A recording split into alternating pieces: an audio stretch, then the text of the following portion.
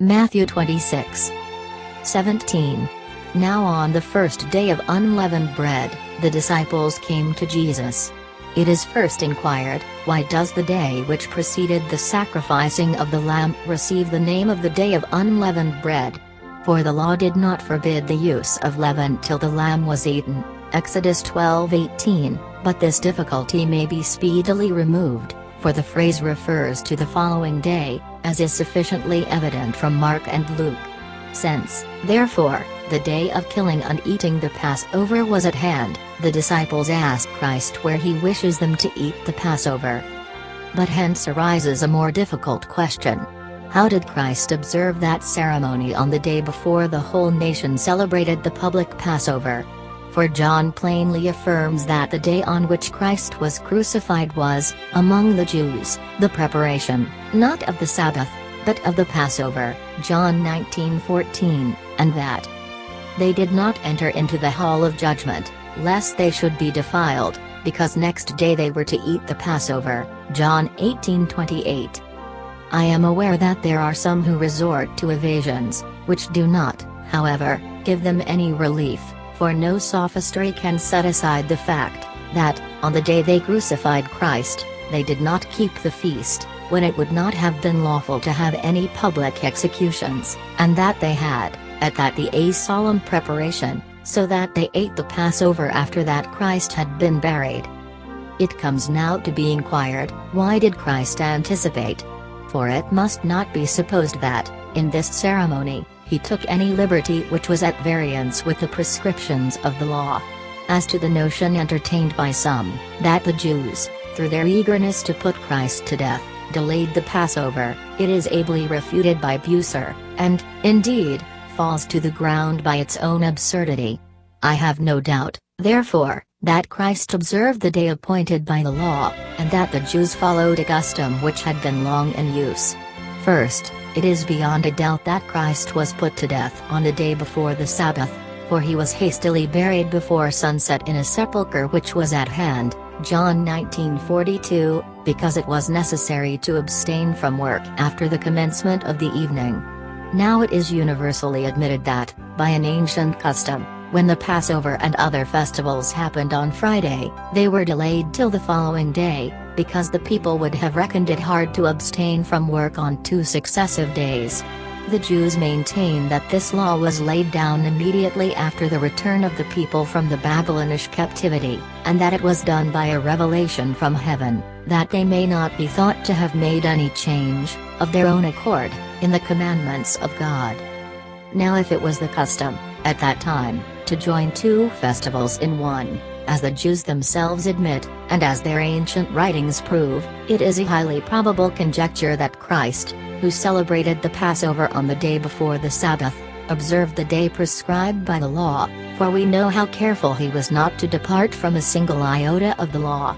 Having determined to be subject to the law, that he might deliver us from its yoke, he did not forget this subjection at his latest hour, and therefore he would rather have chosen to omit an outward ceremony, than to transgress the ordinance which God had appointed, and thus lay himself open to the slanders of wicked men.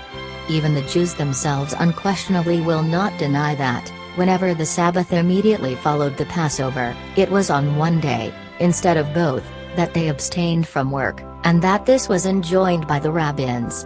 Hence it follows that Christ, in departing from the ordinary custom, attempted nothing contrary to the law. Matthew 26:18. Go into the city to such a man.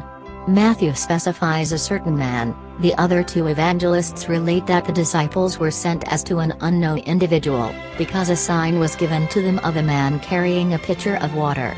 But this difference is easily reconciled, for Matthew, passing by the miracle, describes that man who was then unknown to the disciples, for it cannot be doubted that, when they came to the house, they found that it was one of their acquaintances.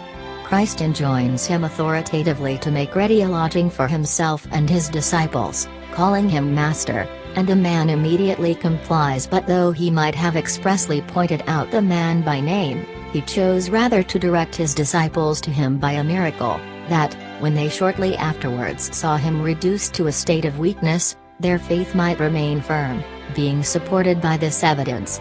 It was no slight confirmation that, a few hours before he was put to death, he had given an undoubted proof that he was God, that they might know that he was not constrained by necessity, but yielded of his own accord. And though at the very time when the weariness occurred, this was perhaps of no advantage to them, yet the recollection of it was afterwards useful, as even in the present day, in order to rise above the offense of the cross. It is of great importance to us to know that, along with the weakness of the flesh, the glory of divinity appeared in Christ about the very time of his death. My time is near.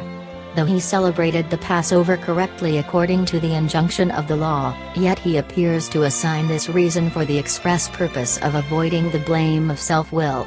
He says, therefore, that there are reasons why he must make haste, and not comply with a received custom, because he is called to a greater sacrifice.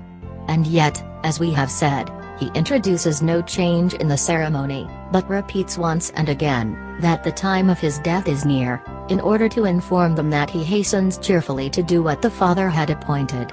And as to his connecting the figure of the sacrifice with the reality, in this way he exhorted believers to compare with the ancient figures what he accomplished in reality.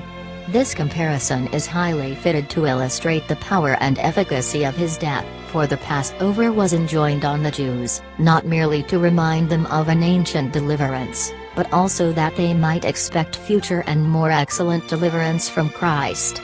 Such is the import of what Paul says, that Christ our Passover is sacrificed for us, 1 Corinthians 5:7, Matthew 26:19. And the disciples did as Jesus had appointed them.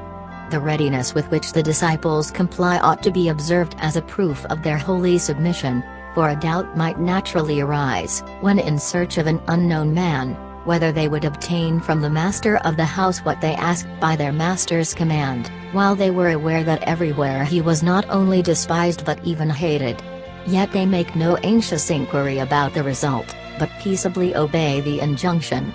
And if we are desirous to have our faith approved, we ought to abide by this rule, to be satisfied with the command alone and go forward wherever God commands, and, expecting the success which he promises, not to indulge in excessive anxiety. 20.